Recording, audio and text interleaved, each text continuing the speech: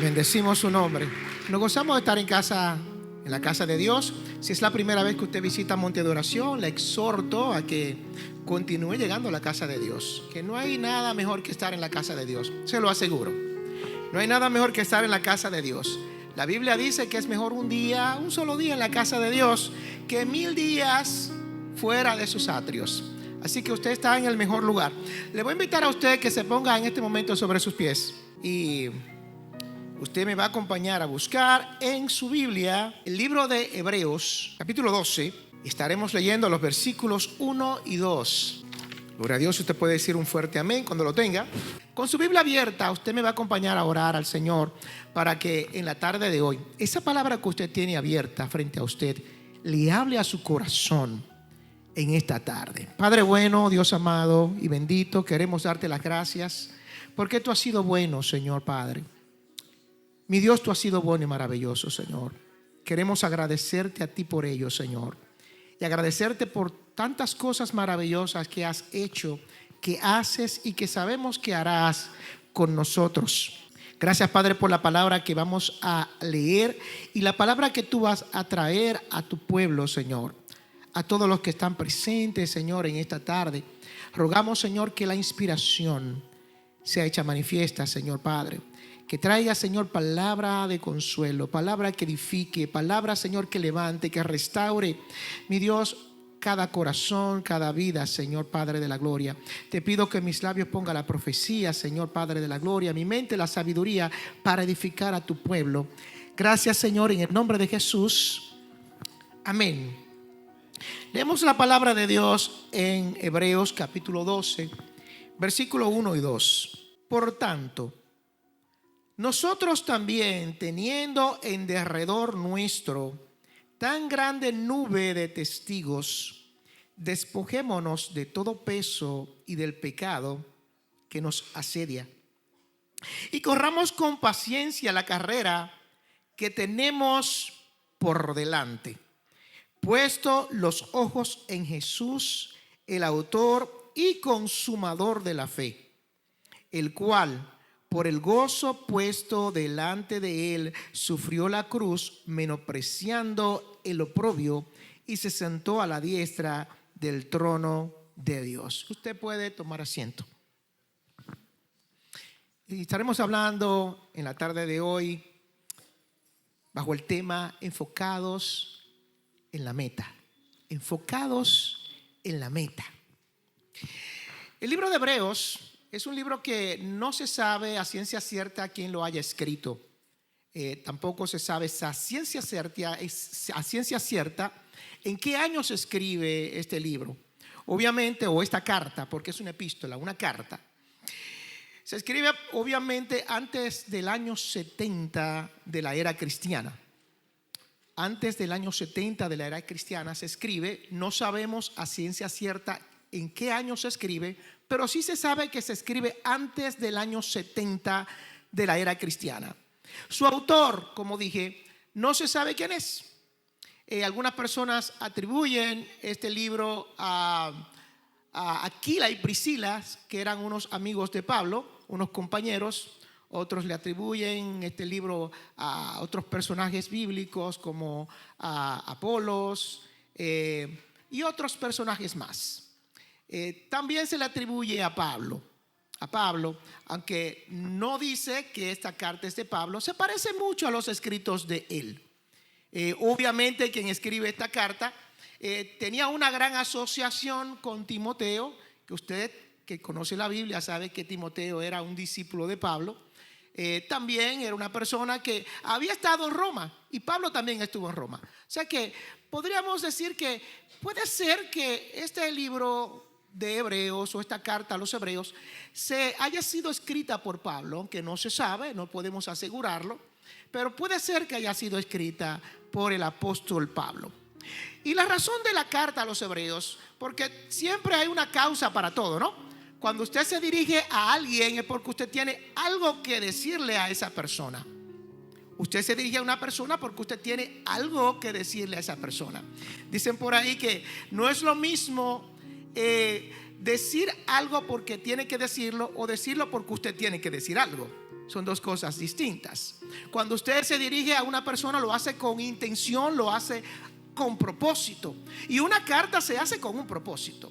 Cuando usted se dirige a alguien con una carta, obviamente en los días de hoy casi no se escriben cartas, se escriben muchos correos electrónicos, pero años anteriores la gente mandaba muchas cartas y escribían ciertas cosas, ciertos mensajes, ciertas instrucciones. Recuerdo cuando mi madre vivía aquí en los Estados Unidos, y mis hermanos y yo y mi papá vivíamos en la República Dominicana. Ella a veces nos mandaba cartas a nosotros. Obviamente nos llamaba, pero también nos mandaba cartas. Usted tiene que entender, quizás los más jovencitos no entienden esto, porque hoy día usted toma el WhatsApp y usted puede hablar y hasta verse el rostro. En esos tiempos no era así. Yo estoy hablando de los años 70. De los 70. Y muchos de ustedes nacieron después del 80, los 90, 2000. Pero en los años 70, en los 80, principios de los 80, mediados de los 80, las cosas eran así. Obviamente cuando usted mandaba una carta era porque usted tenía algo que decirle, alguna instrucción, algún mensaje que decir a alguien. Quien escribe la carta a los hebreos también tiene unas recomendaciones, unas instrucciones, un mensaje que decir a la iglesia de los hebreos. Hay que entender que los hebreos eran los judíos que vivían en Israel. Eran judíos que vivían en Israel. Estoy hablando aproximadamente o poco tiempo antes del año 70 de la era cristiana.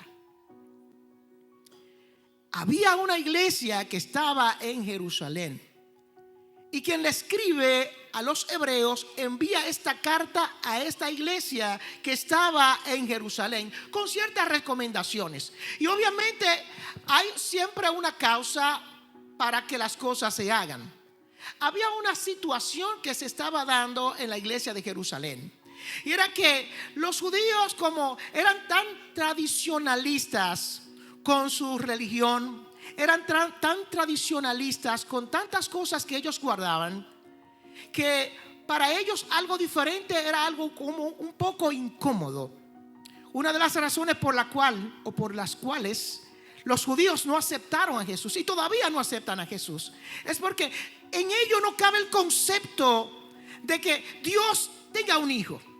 En ellos no cabe el concepto. Este concepto no existe para ellos. Ellos tienen una declaración que es fundamental en su religión, que le llaman el Shema, que dice: escucha, Israel, Jehová tu Dios uno es, y adorarás al Señor con todo tu corazón, con toda tu mente. Jehová tu Dios uno es. Y para ellos aceptar a Jesucristo como el Hijo de Dios o como el Dios encarnado era una cosa muy difícil de digerir. Era algo pero muy difícil de digerir. Cuando Jesús se encuentra con sus apóstoles en un lugar llamado Cesarea de Filipo, dice la Biblia que él le pregunta a los discípulos: ¿quién dice la gente que soy yo? ¿Quién dice la gente por ahí que soy yo? Algunos de los discípulos dicen, bueno, algunos dicen que tú eres Juan el Bautista que resucitó, que eres alguno de los profetas, Jeremías, o quizá algunos otros de esos profetas grandes. Y luego Jesús mira a sus discípulos y les dice: ¿Y ustedes? ¿Y ustedes qué dicen de mí? ¿Qué dicen ustedes? ¿Quién soy yo? Es una pregunta un poquito complicada. Si usted lo analiza, es una pregunta complicada para un judío que estaba acostumbrado a entender que Jehová, su Dios, era uno solo, y ellos no entendían un concepto de una trinidad, ni que Dios pudiera tener un hijo. Para ellos era un poco difícil. Aún más difícil entender que había un humano representando a Dios, una agencia humana. Dios valiéndose de una agencia humana para él tener contacto con el hombre. Para ellos era una cosa difícil. Analícelo, un poco difícil. Sin embargo, uno de los discípulos de Jesús, llamado Pedro, le dice: tú eres el Cristo, el Hijo del Dios viviente. Tú eres el Cristo, el Hijo del Dios viviente. Entender esto era un poco complicado. Le está llamando a Jesús que él era el Mesías ungido, prometido, pero también le estaba diciendo que él era el Hijo de Dios, el Dios encarnado. Jesús le dice: bienaventurado eres, Simón, hijo de Jonás, porque esta revelación, esta declaración que tú has dicho, no te lo ha revelado ningún hombre, carne o sangre. En otras palabras, hombre. Eso es una revelación que ha venido totalmente del cielo. Y precisamente para usted creer que Jesús es el Hijo de Dios, es una revelación que tiene que ser dada del cielo.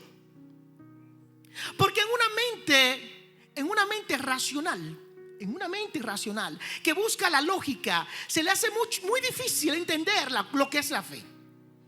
Se le hace muy difícil a la gente entender lo que es la fe. En el caso de los hebreos, entender que Jesucristo era lo que él decía que él era un poco difícil para ellos digerirlo. Pero había muchos judíos que habían creído en las palabras de Jesús, en el mensaje de Jesús y en el mensaje de los apóstoles, de aquellos que quedaron después que Jesús se marchó y estaban en la iglesia. Si usted lee el libro de Hechos, en Hechos capítulo 2, que cuando Pedro predica el día del Pentecostés, 3,000 personas se convirtieron al Señor. Y la Biblia dice que perseveraban en la doctrina de los apóstoles, en el partimiento del pan y en las oraciones. Se añadía, dice la Biblia, Dios añadía cada día los que habían de ser salvos. Había una iglesia creciente dentro de los judíos que habían creído en Jesús porque habían visto maravillas hechas por Jesús y hechas a través de los apóstoles. Pero ¿cómo ha de esperarse? Muchas veces las tradiciones que están bien arraigadas juegan un papel muy importante en la mente y en la manera en que la persona piensa. Al pasar de los años, algunos de esos cristianos judíos que se habían convertido al evangelio habían aceptado a Jesucristo como su Salvador, habían aceptado a Jesús como el Hijo de Dios, como lo que declaraba la Biblia en el Antiguo Testamento. Empezaron a reconsiderar si su condición y su decisión había sido una decisión correcta. Muchas de las personas que estaban en la iglesia de Jerusalén estaban considerando regresar al judaísmo. Estaban considerando regresar al judaísmo. Y no sé si usted ha leído la carta a los hebreos. Si usted la ha leído, en esta carta, el escritor empieza hablando de las distintas formas que Dios le habló a los antiguos, a sus antepasados. Y dice: de distintas maneras Dios habló en otro tiempo, pero hoy, en este tiempo, Él habla a través de su Hijo Jesucristo. O sea, todo el cumplimiento de las profecías se cumplen en Él. Todo lo que estaba hablando, se hablaba en los escritos antiguos acerca de Dios, lo vemos en la persona de Jesús. La Biblia dice que a Dios nadie le vio jamás. Eso dice la Biblia en el libro de Juan. A Dios nadie le vio jamás. El unigénito Hijo que está a la diestra del Padre, que es Jesucristo, Él ha dado a conocer quién es Dios. Él le ha dado a conocer. En Jesús se cumple todo lo que es Dios. Y podemos ver el carácter de Dios en Jesús. Y eso es lo que el escritor de Hebreos quería hacerles recordar a aquellas personas que habían aceptado el evangelio por la fe en Jesucristo. Quería recordarles a ellos que la decisión que ellos habían tomado por seguir a Jesús era la decisión correcta. Obviamente, quien escribe el libro de los Hebreos era una persona totalmente preparada, una persona con mucho conocimiento en las tradiciones judías. Una persona con mucho conocimiento en las tradiciones de los judíos. Y le empieza a hablar a ellos de tantas cosas que ellos conocían y con las cuales ellos se identificaban. Le habló de Moisés y le dice que Jesucristo es mayor que los ángeles. Le habla de Melquisedec y de el sacerdocio de Melquisedec que se encuentra en Génesis. Y le habla de tantas cosas que ellos conocían. Obviamente, ninguna de las epístolas que encontramos en el Nuevo Testamento se habla con profundidad de tradiciones judías como en esta. Y en todo Jesucristo siempre sale arriba, mostrando que Jesucristo está siempre arriba, que Jesucristo es el nuevo pacto. En Jesucristo encontramos un nuevo pacto. Aquí en el libro de los Hebreos, el escritor quiere hacerle recordar a los hermanos de la iglesia que estaba en Jerusalén que regresar al judaísmo era cometer un error. Era decir, yo voy a dejar de vivir por fe para vivir conforme a las tradiciones de la ley. Era decir que la salvación se gana a través de las obras y no a través de la fe. Eso es lo que quería hacer el escritor de Hebreos. Este era el objetivo que tenía con estas personas. En el capítulo 11 del libro de los Hebreos, que usted lo conoce muy bien, este es el capítulo que le llamamos el capítulo de la fe, ¿verdad que sí? El libro de la fe, el capítulo de la fe, donde se dice pues la fe, la certeza de lo que se espera, la convicción de lo que no se ve. Y se habla de muchos héroes de la fe que se mencionan en este capítulo 11. Se mencionan muchas personas con las cuales se identificaban los judíos. Le habla de Abraham, le habla de Moisés, le habla de Jefté, de los jueces, le habla de aquellos que fueron lanzados en el horno de fuego, le habla de tantos personajes bíblicos que ellos conocían. Y luego en el capítulo 12, que usted y yo leímos hace un momento, le dice: y nosotros, teniendo tan gran nube de testigos, nosotros que teniendo tantas personas que en la antigüedad corrieron por la fe, que a pesar de que vivían en un tiempo diferente al nuestro, donde todavía la gracia no se había demostrado como el plan, ellos vivían también por fe. Ellos también vivían por fe. Dice la Biblia que a ellos se les hizo promesa y que ellos miraban siempre a esa promesa. Por eso es que el escritor dice: nosotros tenemos una gran nube de testigos. Tenemos muchas personas que ellos corrieron esta carrera y lo hicieron por la fe. Estaban enfocados en la meta, en alcanzar todo aquello que ellos se habían propuesto alcanzar. Es aquí donde el escritor dice: nosotros teniendo esta gran nube de testigos, teniendo a Abel, teniendo a Abraham, teniendo a todas estas personas mencionadas en el capítulo 11, corramos también esta carrera. Corramos también esta carrera. Vamos a leerlo. Por tanto, nosotros también, teniendo en derredor nuestro tan gran nube de testigos, despojémonos de todo peso y del pecado que nos asedia, y corramos con paciencia la carrera que tenemos por delante. Y luego dice: puesto los ojos en Jesús, el autor y el consumador de la fe, el cual por el gozo puesto delante de él sufrió la cruz, menospreciando lo oprobio, y se sentó a la diestra del trono de Dios. Hay unas exhortaciones que el escritor de Hebreos le da a los hermanos que estaban en Jerusalén. Le dice lo siguiente: ustedes, teniendo esta gran nube de testigos, corran. Es la exhortación. Número 1, despojándonos o despójense de todo peso y del pecado que los asedia a ustedes. Corramos esta carrera que tenemos por delante, despojándonos de todo peso y del pecado que nos asedia. Esa es la primera exhortación: que nos despojemos de todo peso y del pecado que nos asedia. Para correr esta carrera enfocado en la meta, usted no puede estar mirando otra cosa.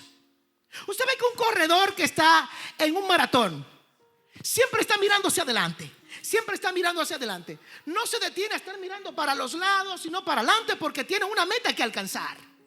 Así también es en la carrera del evangelio. Usted no puede estar mirando, entreteniéndose en otras cosas, porque va a perder su objetivo, va a perder su meta. Y eso es lo que el escritor de Hebreo quería hacerle saber a aquellas personas a quien él le estaba escribiendo. No se entretengan mirando otras cosas, mantengan su vista fija en su meta. Usted y yo también, que nos toca correr en este tiempo esta misma carrera. Muchos ya corrieron y ganaron la victoria, alcanzaron su meta, pero a usted y a mí nos toca correr hoy. Usted y yo que estamos vivos hoy y que estamos aquí, estamos corriendo esa carrera en esta vida, esta carrera del evangelio. Y no nos podemos entretener ni estar mirando hacia atrás. Hay que estar siempre enfocado en la meta. Si nos desenfocamos, podemos perder nuestro objetivo. Si estamos mirando a los lados o mirando hacia atrás, perdemos nuestro enfoque. Y el enfoque hay que mantenerlo en la meta. Esto es lo que el escritor quería hacerles saber a ellos.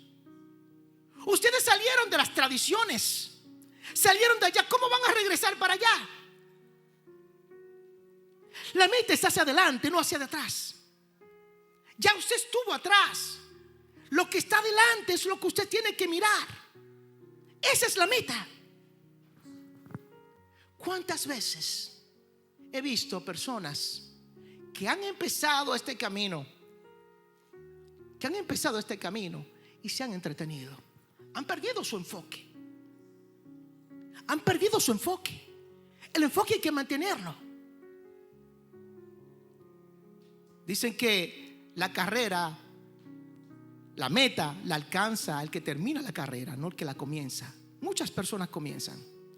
Hay muchas personas que comienzan, pero al final, ¿quiénes terminan? Aquellos que se enfocaron, aquellos que no se entretuvieron mirando las cosas que estaban alrededor.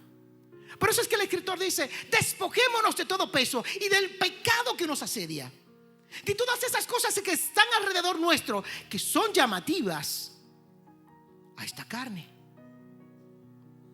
Hay muchas cosas que nos agradan a nosotros, que nos pueden desenfocar de nuestro objetivo, que nos desenfocan de nuestro objetivo. Y hay que despojarse de estas cosas.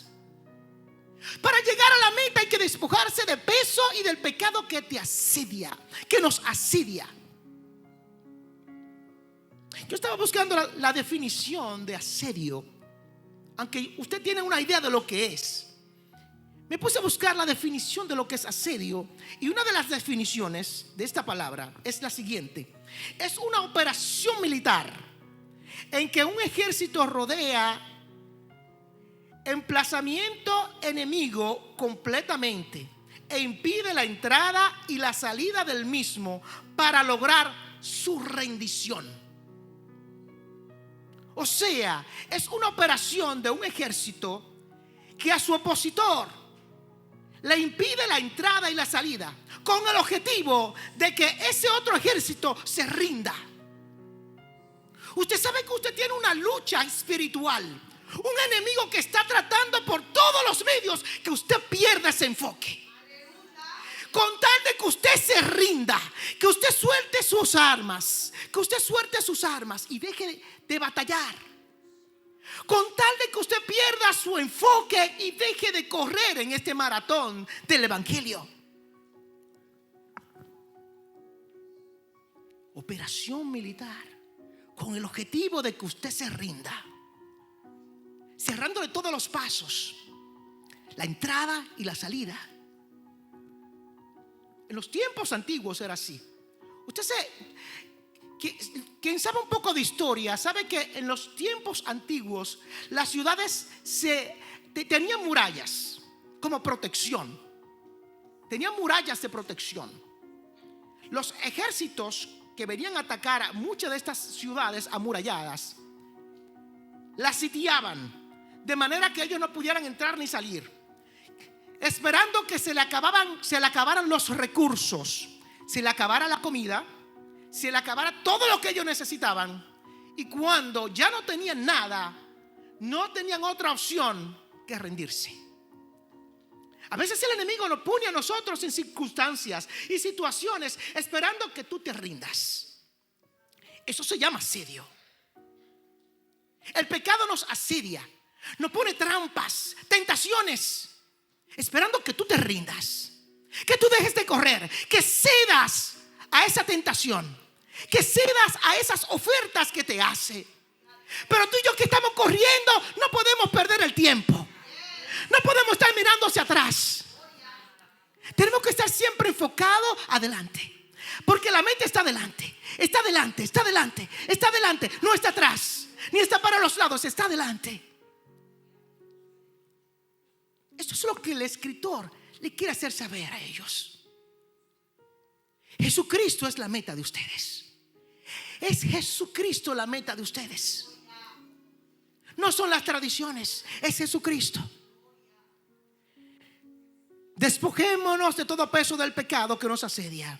Lo segundo, corramos con paciencia la carrera que tenemos por delante. Corramos con paciencia. Hay algunas técnicas que usan los corredores. Yo no sé mucho de estas cosas, pero he escuchado un poco de algunas de las técnicas que usan los corredores. Los que son expertos, ellos no tratan de irse siempre adelante. Ellos tratan de utilizar a veces hasta la gravedad para ellos impulsarse. En momentos corren un poquito más lento, en otros momentos corren un poco más rápido. Cuando están en una cuestecita, entonces utilizan la gravedad para que la gravedad los ayude a ellos. Estoy hablando de los corredores expertos, porque conocen el sistema, conocen todas esas tácticas y todas esas estrategias que les pueden llevar a ellos a alcanzar la meta, a ganar el premio, a ganar el primer lugar. Utilizan todas estas cosas. Aquí dice: corramos con paciencia, porque esta carrera del evangelio no es una carrera de rapidez. Esto no es un asunto de correr demasiado rápido. Esto es un asunto de correr con paciencia, pero con enfoque. Un asunto de correr con paciencia, pero con enfoque. Con enfoque, enfocado. Corramos con paciencia la carrera que tenemos por delante, manteniendo el enfoque. Puesto los ojos ¿en quién? En Jesús. Puesto los ojos en Jesús. Como dije hace un momento, ellos estaban considerando quitar su vista de Jesús y ponerla en las tradiciones judaicas, en los sacrificios, en la circuncisión y en tantas cosas que ellos practicaban. Ellos consideraban que la salvación de ellos consistía en esto. Y muchos estaban, o algunos de ellos estaban considerando regresar a esas prácticas. Puesto los ojos en Jesús. ¿En quién? El autor y el consumador de la fe. El escritor está haciendo saber que por fe es que se alcanza la meta, no por obras humanas. No por obras humanas, sino a través de la fe. Puesto los ojos en quién? En Jesús, el autor y el consumador de la fe.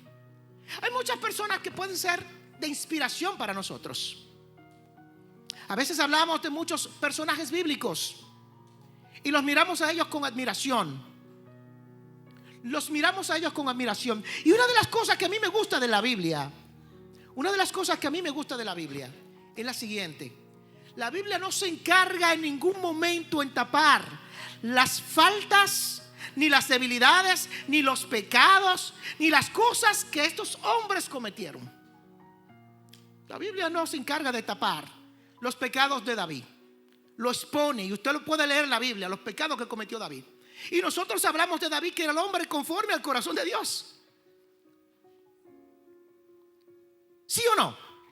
David, el hombre que tenía su corazón conforme al corazón de Dios. Y vemos todos los hombres de Dios que cometieron falta en algún punto. Abraham habló mentiras.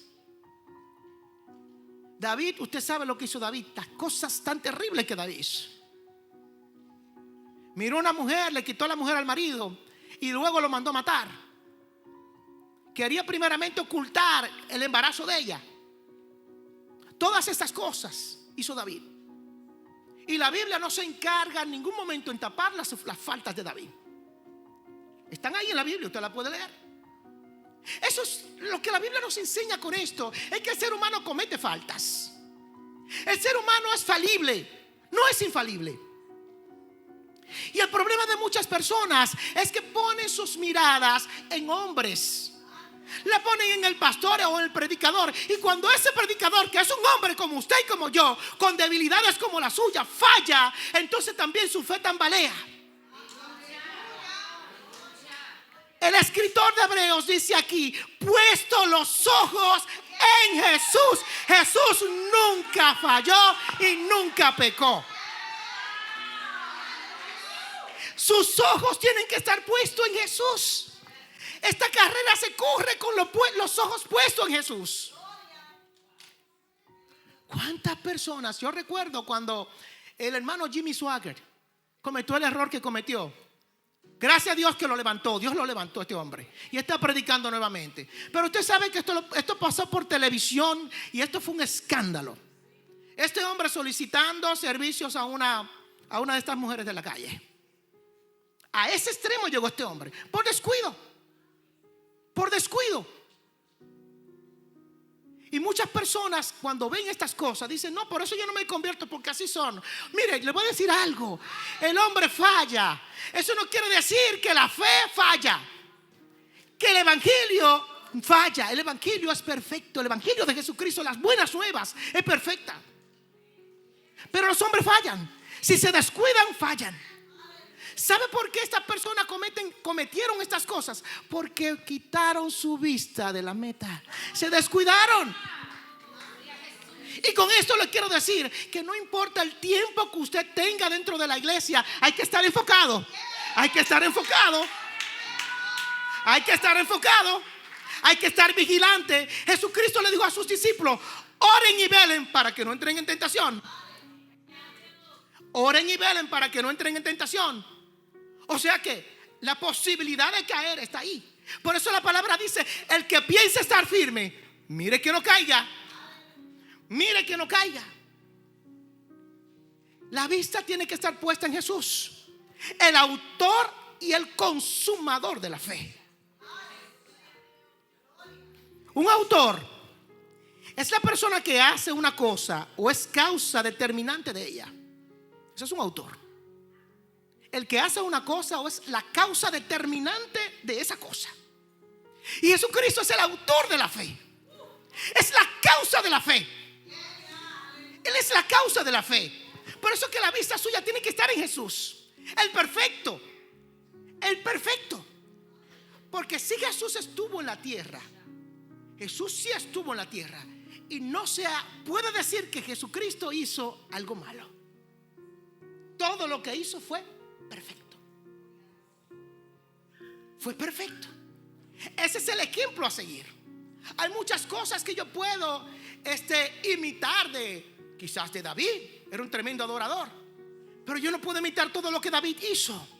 Hay muchas cosas que el apóstol Pablo hizo muy buenas, pero hay cosas que Pablo que no son dignas de imitar. Hay cosas que Pedro hizo, pero hay muchas cosas que no se pueden imitar de Pedro.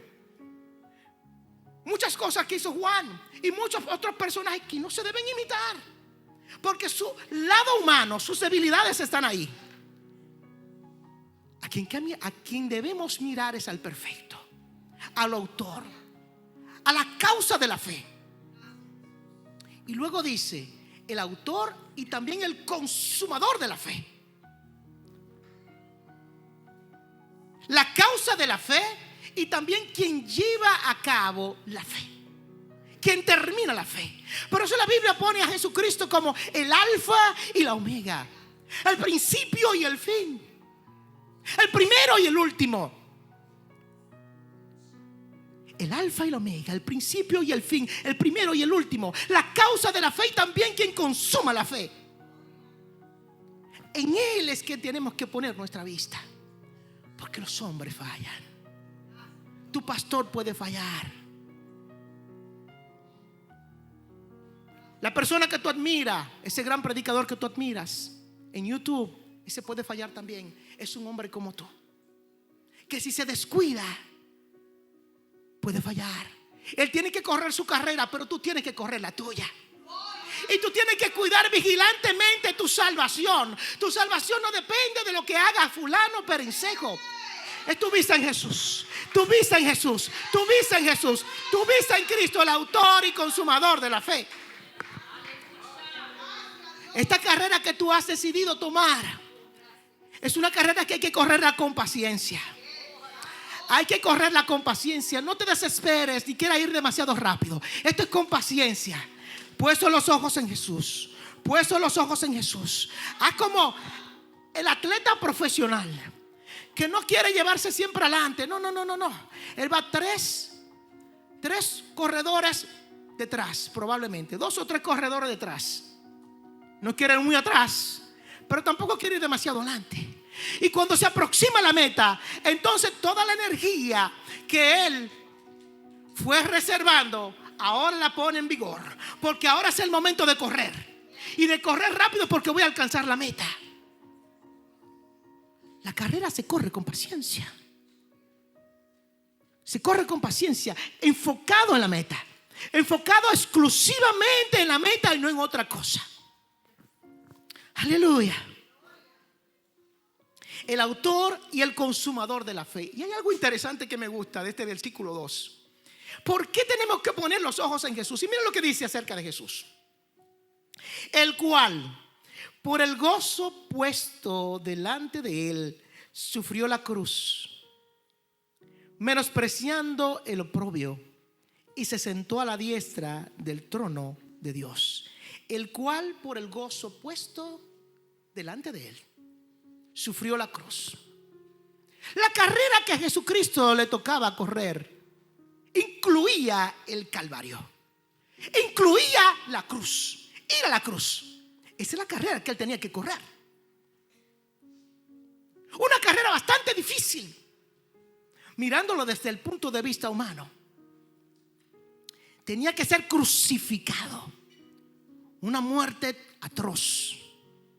Una muerte atroz que los romanos le daban a los criminales y aquellas personas que se sublevaban contra Roma. Lo exhibían. Esto es lo que le va a pasar a quien quiera hacer lo mismo. Con esa muerte murió Jesús. La muerte que se tomaba como ejemplo. Usted quiere sublevarse contra Roma, esto es lo que le va a pasar. Van a ser crucificados como ese que está ahí. O usted quieren ser criminales, van a ser crucificados como este. Esa fue la muerte que recibió Jesús. Él sabía que tenía que cruzar por ahí. Esa era parte de su carrera. Y él tenía que llegar a la meta. Él tenía que llegar a la meta. Por eso es que nuestra vista tiene que estar puesta en Jesús, el cual, poniendo el gozo delante de él, sufrió la cruz. Cuando Jesús va a la cruz, él no está pensando en los clavos. Él está pensando en la redención. Él está pensando en la redención. En la redención tuya y en la mía. Él puso el gozo delante de él. Puso el gozo. Lo que venía después de la cruz. Lo que venía después de la cruz. Estaba enfocado en la meta. El cual, poniendo el gozo delante de él, sufrió la cruz. Tú y yo que estamos corriendo, estamos enfrentando muchos problemas que la vida nos presenta. Las tentaciones y las pruebas, las dificultades que la vida nos presenta. Mi pregunta para ti es, el día de hoy, o para nosotros, me voy a incluir ahí. La pregunta es la siguiente. La pregunta del $1.000.000. ¿Qué voy a hacer frente a los asedios de la vida? ¿Qué voy a hacer frente a los asedios del pecado? ¿Qué voy a hacer frente a los asedios de los problemas? ¿Qué voy a hacer frente a las dificultades? ¿Qué voy a hacer cuando tenga problemas, ya sea dentro o fuera de la iglesia? ¿Qué voy a hacer? ¿Qué voy a hacer cuando quizás el hermano me ofenda a mí? Me voy a ir de la iglesia, voy a dejar al Señor. Porque todo se da. Hay de todo en la viña del Señor. Hay de todo en la viña del Señor. Aquí hay de todo, hermano. Hay de todo. Hay gente que están trabajando su vida y que todavía le falta mucho. Dios está trabajando con ellos. Dios está trabajando conmigo también. Amén. Así que si en algún momento yo fallo, hermano, Dios me libre, ponga sus ojos en Jesús. Porque su salvación no depende de mí. Su salvación depende de que usted esté enfocado en Jesucristo. Él es el ejemplo. Él es el ejemplo. Él es el ejemplo. Jesús puso el gozo delante de él. Pongamos nosotros también el gozo frente de nosotros. Porque cualquier cosa que se nos puede presentar a nosotros ahora, cualquier cosa que se nos puede presentar ahora es temporal. Es temporal. Es algo que no va a durar 100 años. Dicen por ahí que no hay mal que dure 100 años, ni cuerpo que lo resista. No hay mal que dure 100 años. Y si dura más de 100 años, usted no va a resistirlo. Usted se muere antes. Amén. Cualquier cosa que le pueda pasar a usted es temporal. Estuve hablando con una persona en una ocasión, y esta es una expresión que le escuché a esta persona y me adueñé de ella también yo. Esta persona me dice, estábamos hablando del suicidio. Y esta persona me dice, sí, lo que sucede es que hay personas que le dan una respuesta permanente a un problema temporal. Le dan una respuesta permanente a un problema temporal. Usted lo sabe, ¿verdad que sí? Hay personas que se quitan la vida porque la mujer lo dejó o el marido lo dejó. ¿Sí o no? O porque perdieron el dinero. Yo recuerdo que en una ocasión, no recuerdo si fue en los años 80, a principios de los 90, no recuerdo bien, que la bolsa cayó, la bolsa de valores, y muchas personas perdieron millones de dólares. Muchas personas perdieron mucho dinero. Y varias personas se quitaron la vida a raíz de esto. A raíz de esto, muchas personas se quitaron la vida. ¿Cuántas personas no he visto yo a través de los años que tengo viviendo que se han quitado la vida porque la mujer lo dejó? ¿O porque el hombre lo dejó? El marido. Amén. Si ese se fue, vendrá otro mejor. Amén. Y si ese se fue, vendrá otra mejor. Amén. O el Señor te la regresará o te dará otra mejor. Amén. Hay personas que le dan una respuesta permanente a un problema temporal. Nosotros que estamos corriendo esta carrera, no podemos entretenernos con cosas temporales. Tenemos que ponerle nuestra mira en las cosas que son eternas. Puesto los ojos en Jesús, el autor y el consumador de la fe. En este mismo libro de Hebreos, yo quiero leer 2 pasajes y con esto voy a terminar. Aquí mismo en el libro de Hebreos, si usted puede acompañarme a Hebreos capítulo 2. Hebreos capítulo 2, versículo 1, un versículo que usted lo conoce muy bien. Hebreos capítulo 2, versículo 1. Hebreos 2, 1.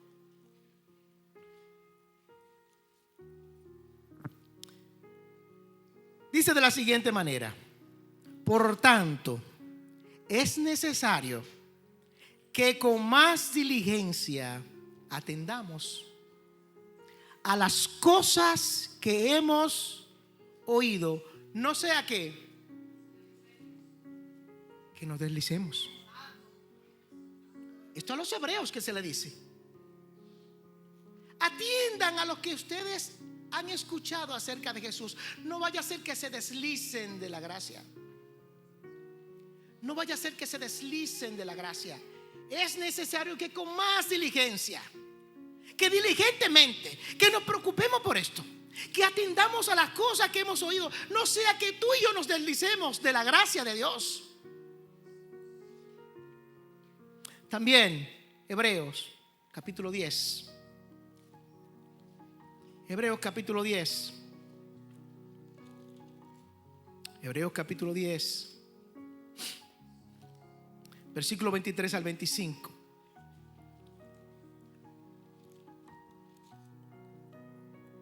Hebreos capítulo 10, versículo 23 al 25. Mantengamos firmes, sin fluctuar, la profesión de nuestra esperanza, porque fiel es el que prometió. Dios es fiel. Mantengamos firmes, sin fluctuar, la profesión de nuestra esperanza, porque fiel es el que prometió. Jesús es fiel. Las promesas que Él te ha dado son fieles y son verdaderas. Versículo 24. Y considerémonos unos a otros para estimularnos al amor y a las buenas obras, para que nos estimulemos los unos a los otros al amor y a las buenas obras, para que seamos buenos compañeros de milicia en este caminar, que seamos buenos compañeros, que si alguien flaqueó y cayó, que tú lo ayudes y lo levantes, y que le digas: sí, te caíste, pero yo te voy a ayudar para que tú sigas corriendo, puesto los ojos en Jesús, el autor y el consumador de la fe. Versículo 24. Versículo 25, perdón. No dejando de congregarnos, como algunos tienen por costumbre, sino exhortándonos, y tanto más cuando veis que aquel día se acerca. Esa es la recomendación que se le da a ellos. Que mantengamos firme nuestra esperanza, porque fiel es que nos llamó. Que nos ayudemos los unos a los otros, pero también que no dejemos de congregarnos como algunos tienen por costumbre. Dentro de la iglesia de los hebreos habían algunos que ya no estaban congregándose. Dicen: ¿para qué yo voy para allá? Yo no tengo nada que buscar ahí. No tengo nada ya que buscar. Entonces se le exhorta a ellos que no dejen de congregarse, porque aquí es donde usted recibe el calor de los hermanos. La iglesia no te va a salvar a ti. La iglesia no te salva. La iglesia no salva a nadie. La iglesia no salva a nadie. Usted puede venir a la iglesia y perderse como Judas. Sí, la iglesia no te salva. Pero te puedo decir una cosa: fuera de la iglesia nadie se salva. Tú tienes que venir a la casa de Dios, escuchar, instruirte de la palabra de Dios y conocer a Jesucristo. Tienes que venir a la casa de Dios a adorarlo. La Biblia estableció un lugar donde Dios se adora, y eso es la casa de Dios. Hoy día yo conozco muchas personas que ya se han dedicado a ver culto por internet. Hay personas que se han dedicado a ver culto por internet, y el enemigo, mire, tiene buscando todas las estrategias. Son todas las estrategias. Yo no estoy diciendo que esto sea malo, esto es bueno. Esto es algo muy, pero muy positivo, de que todas estas cosas se lleven a cabo.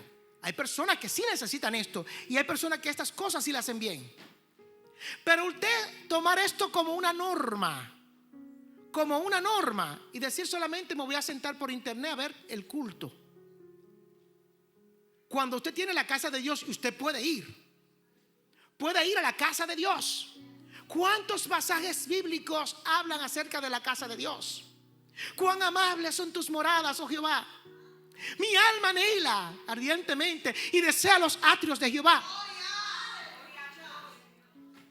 Y luego dice: mi corazón y aún mi carne te anhela a ti, Señor. Y tantos pasajes bíblicos que hablan de la casa de Dios. Pero el enemigo se ha inventado la estrategia que tú no tienes que ir a la iglesia, tú puedes ver el culto desde tu casa, en la comodidad de tu hogar, en el asiento, sentadito ahí, reclinado, tomándote tu juguito. Yo no estoy diciendo que esto sea malo, esto es sumamente bueno. Gloria a Dios por la tecnología. El asunto está que a veces el enemigo utiliza estas mismas cosas para distraernos a nosotros, para que perdamos el enfoque de nuestra meta, para que perdamos el enfoque de la meta. La meta hay que mantenerla, hay que mantenerla, hay que mantenerla. Y en la palabra de Dios están las instrucciones. Y aquí te dice que no te dejes de congregarte como algunos tienen por costumbre. Que no te dejes de congregarte como algunos tienen por costumbre. Que hay que venir a la casa de Dios. Amén. Es que mire, es como los tizones de carbón, que mientras están juntos se mantienen calientes y encendido el fuego. Tan pronto usted aparta uno, ¿qué va pasando? ¿Se queda caliente? No, se queda caliente. Sí, porque usted puede dejar de ir a la iglesia y todavía está un poquito caliente, pero deje que pasen varios días, varias semanas, varios meses. Ya no está caliente, pero está botando humo, pero no está caliente como antes. Y hay personas que hoy día están botando humo. Están solamente botando humo, pero no están encendidos. Para encenderse hay que estar junto con los demás. Y esto se obtiene en la casa de Dios. En la casa de Dios. El pecado que te asedia y las estrategias del enemigo que te asedian, no cedas a ella. Porque es para que te rindas. Eso es para que te rindas. Eso es para que te rindas. Amén. Eso es para que tú te rindas y dejes de correr esta carrera. Te desenfocas de la meta. Te desenfocas de la meta. Hoy te recuerdo que el Señor te está diciendo a ti que te enfoques en la meta. Que ponga tus ojos en Jesús. Solo en Jesús. Solo en Jesús. Y siga corriendo, porque Él es el autor y Él es el consumador. Quien inicia, quien culmina la fe es Él. Él es tu alfa, es tu omega. Es tu ejemplo a seguir. Él es tu ejemplo a seguir. Él es tu ejemplo a seguir. Continúa corriendo esta carrera. Y por más que tú veas alrededor tuyo, como dice el Salmo 91, caerán 1000 y 10,000 a tu diestra, mas a ti no llegará. Si te mantienes mirando a tu meta, no importa quién se caiga. No importa quién se caiga, sigue tú corriendo. Sigue tú corriendo. Sigue corriendo, sigue corriendo. Porque la meta la vas a alcanzar. Con esto termino.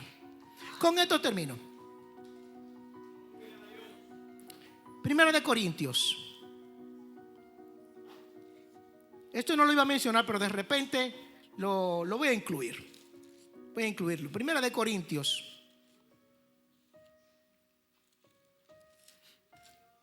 Gloria a Dios.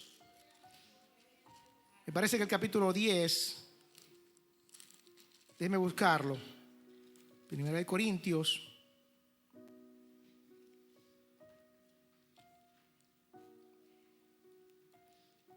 ¿O es el 9? Déjeme ver si el 9. Sí, creo que es el 9.